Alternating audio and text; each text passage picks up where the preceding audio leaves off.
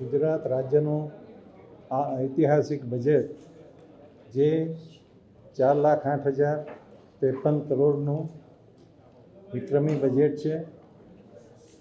ત્યાર પછીની પત્રકાર પરિષદમાં મારી સાથે ઉપસ્થિત મારા રાજ્ય કક્ષાના મંત્રી શ્રી કમલેશભાઈ, એસીએસ ફાઇનાન્સ અને અધિકારીશ્રીઓ તથા સૌ પત્રકાર મિત્રો, વિકસિત ભારત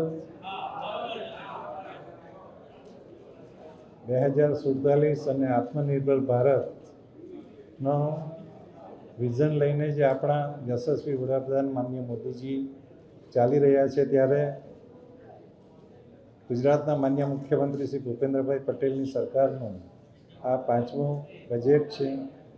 આ બજેટમાં ખાસ કરીને વિકસિત ભારત 2047ના લક્ષ્યોને ધ્યાનમાં લઈને અને સાથે સાથે 2035માં જ્યારે ગુજરાતની સ્થાપનાને 75 વર્ષ પૂર્ણ થવાના છે, ત્યારે એ બંને રોડ મેપ સાથે ગુજરાતના ઇન્ફ્રાસ્ટ્રક્ચર એટલે કે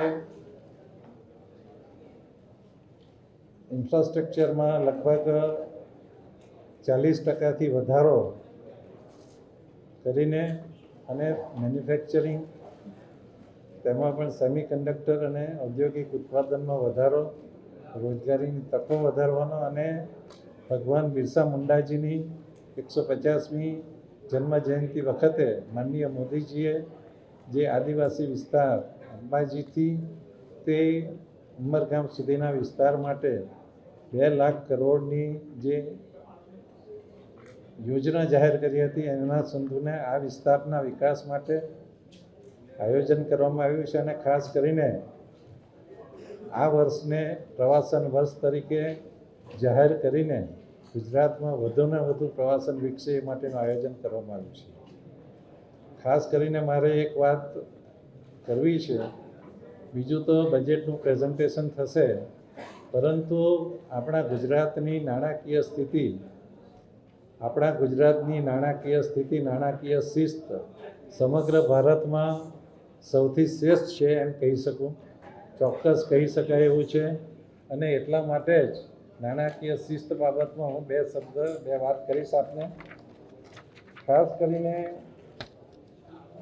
રાજવિત્તીય અધિનિયમ 2005માં નિયત કરવામાં આવેલા બધા જ રાજવિત્તીય માપદંડોને આપણે સતત વર્ષોથી પાલન કરી રહ્યા છીએ.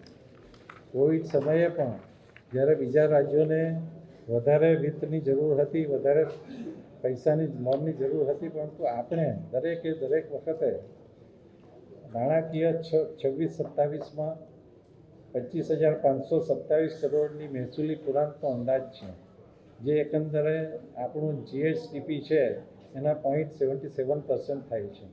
તે સૌથી સારી નાણાકીય સ્થિતિ છે.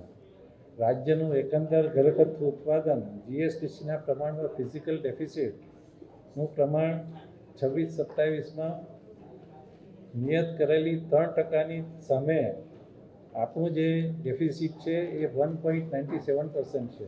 એટલે કે આપણે 3% સુધી દેવું કરી શકીએ એમ છે, પરંતુ આપણે અત્યારે 1.97 સુધી જ કર્યું છે. એટલે ગુજરાતને કોઈ પણ લોન માટે પણ કોઈ પરમિશનની જરૂર નથી, પરંતુ આપણે દરેક આપણું દેવું લિમિટમાં રાખ્યું છે. જીએસડીપીના પ્રમાણમાં જાહેર દેવાની 27.10%ની મર્યાદા સામે 26-27માં આપણું જાહેર દેવું 14.65% છે.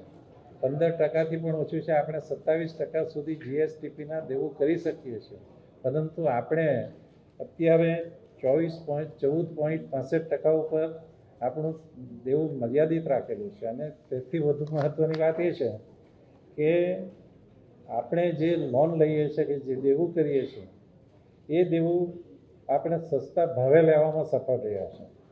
નાણાકીય વર્ષ 25-26માં દેવાની ભારિત સરેરાશ એટલે કે આપણું બધું દેવું હોય એની સરેરાશ આપણે વ્યાજ ભરવાની કાઢીએ તો આપણને 5.95%ના ભાવે વ્યાજે આપણને લોન મળે છે. એટલે આપણું દેવું વધારે છે. આપણું ગુજરાત હજી પણ ધારે તો વધુ વિકાસ કરી શકે એ માટે આપણને દેવાની મર્યાદા છે, પરંતુ આપણે દેવું વધારતા નથી. આપણું જે ગુજરાતનું દેવું છે એ આપણા નર્મદા સરદાર સરોવર નિગમ માટે હતું. ત્યાર પછીના આપણે વધુ દેવુંની જરૂર પડી નથી. આભાર.